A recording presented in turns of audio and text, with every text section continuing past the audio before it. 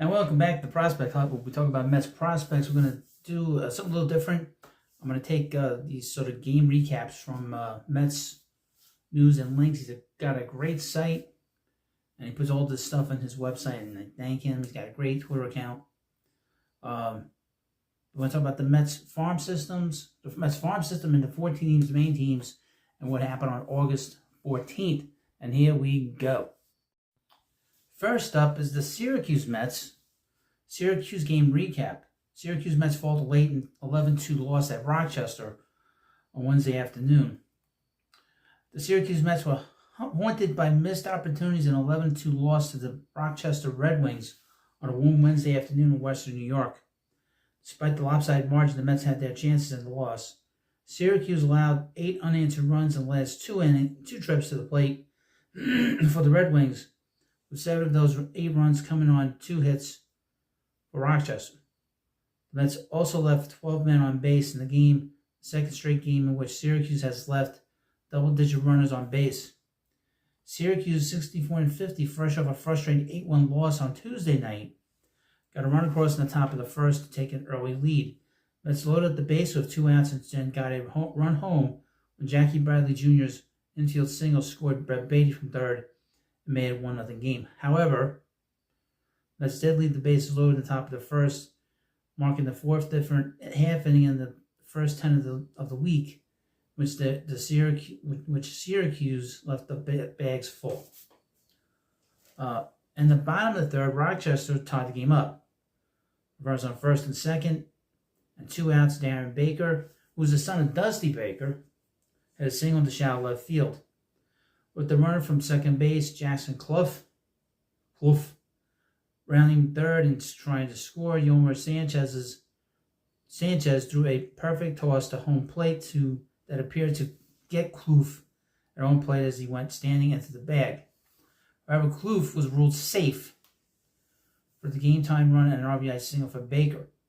After the next bad ground out to end the inning, Mets starting pitcher Brandon Sproat was ejected from the game, protesting the safe call.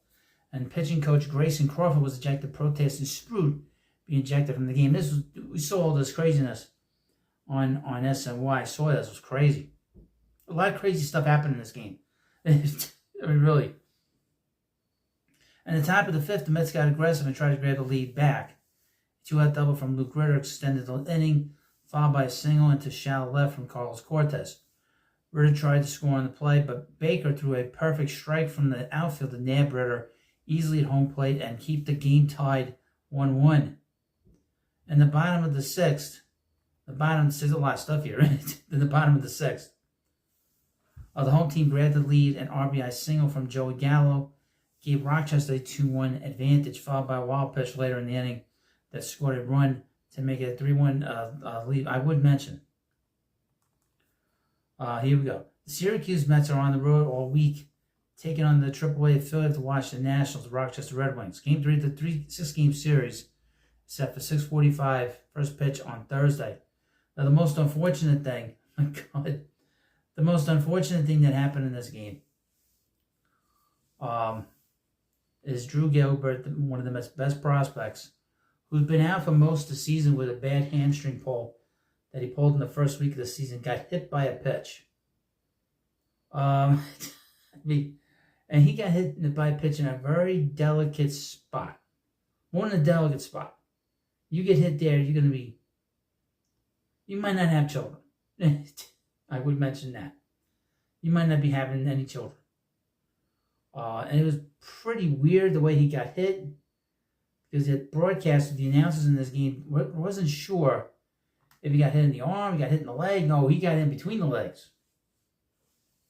That's how I finished this part of the Syracuse part of the Mets. Finally, update. All right, now here's the Binghamton game recap.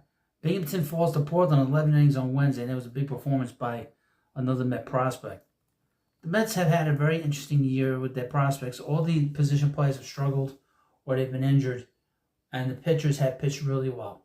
So we've seen, over the last few years, we've been talking a lot about the Met position players in their minor leagues, like Mark Vientos, Francisco Alvarez, Brett Beatty, Ronnie Mauricio. But this year has all been about the pitchers.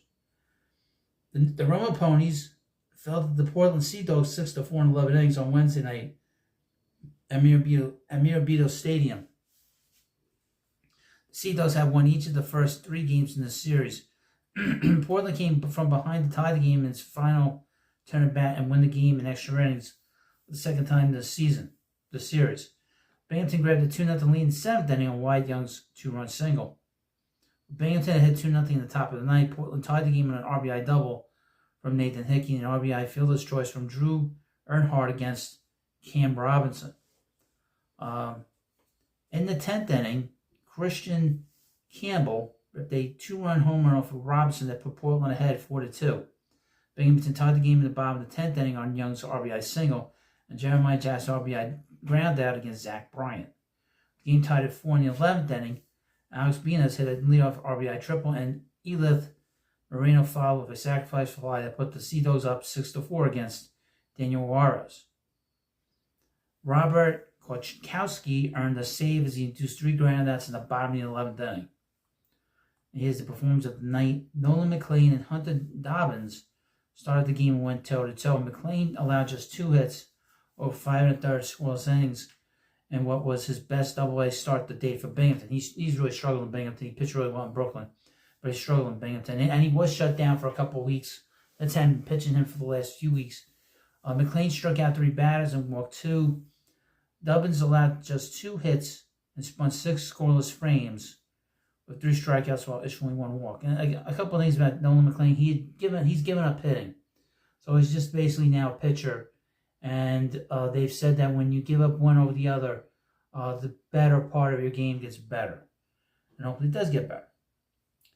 Post-game notes, Young tied his professional career high and set a season high with 3 runs batted in. Young also recorded his 17th multi-hit game. Wyatt Young extended his on-base streak to 11 games. Nolan McLean allowed leadoff single and hit the following bat in the 3rd inning, but got out of the 2-out on no-out jam by inducing a 4-6-3 double play and a 6-3 ground out on back-to-back pitches. I mentioned about McLean. He throws close to 98, 99 miles per hour. His future supposedly lies in the bullpen. So he might be a guy that goes through the system as a starter, but maybe we'll see if he can keep his stamina up. And he hasn't pitched much because he's been a 2-way player. It'll be interesting to see where he falls in line in terms of his pitching ability. But he's a very talented pitcher. Throws very hard, and he's got a very good slider. According to MLB.com, out of a grade of a 70, his slider is a 65.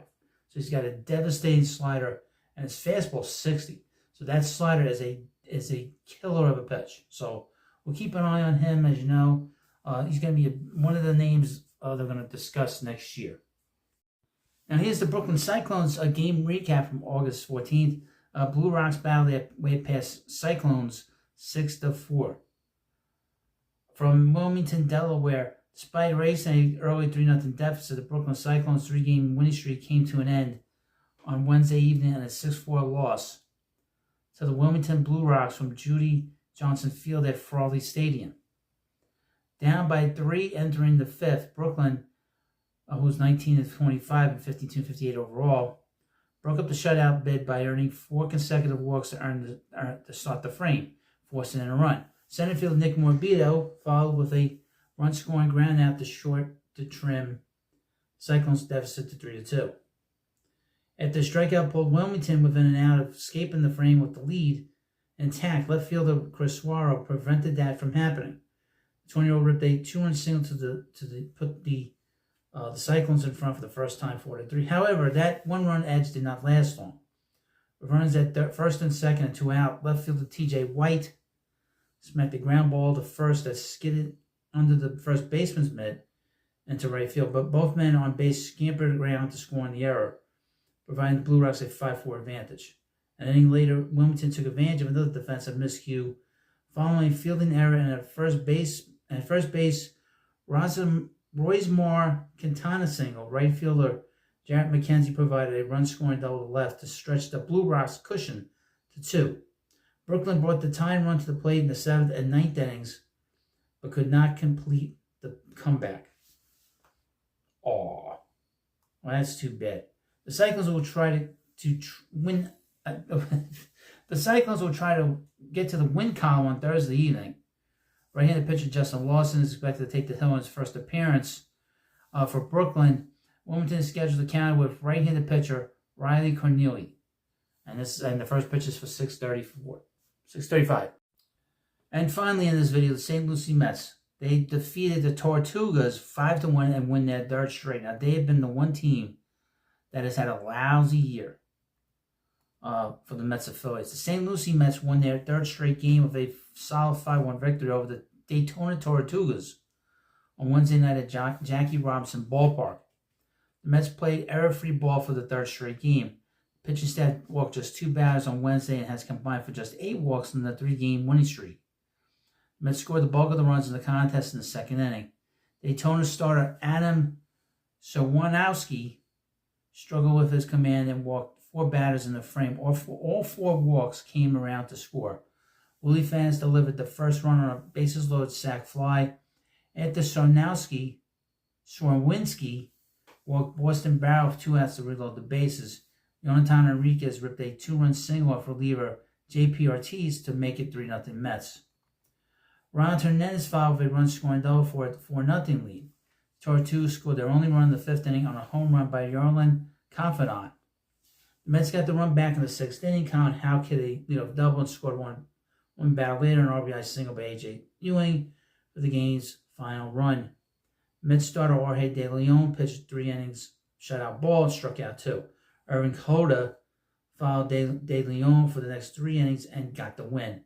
The lone run he allowed was the Confidant homer. Wilson Lopez pitched a scoreless 7th inning while hitting 100 miles per hour. Jeffrey Yarborough struck out 5 batters over the final 2 innings to close out the game. Ewing reached base 4 times by going 1 for 1 and drawing 3 walks. Hernandez was 2 for 4 of a double and an RBI. The Mets walked 9 times. Confidant went 3 for 5 with a home run and 2 doubles. Daytona was 0 for 10 with runners in scoring position. The Mets and the Tortugas played the 3rd game of their series at Jackie Robinson Ballpark on Thursday, and the first pitch is at 6:35. So this is the recap for 8/15/2024 and the Mets farm system. And I hope, of course, you like this video. Hit the subscribe button. I'll try to do more stuff on this. I think this is more interesting. I'm sorry if I misread some of this. Some of this is poorly written, I would mention. And of course, thank you for watching this video, and I'll see you later.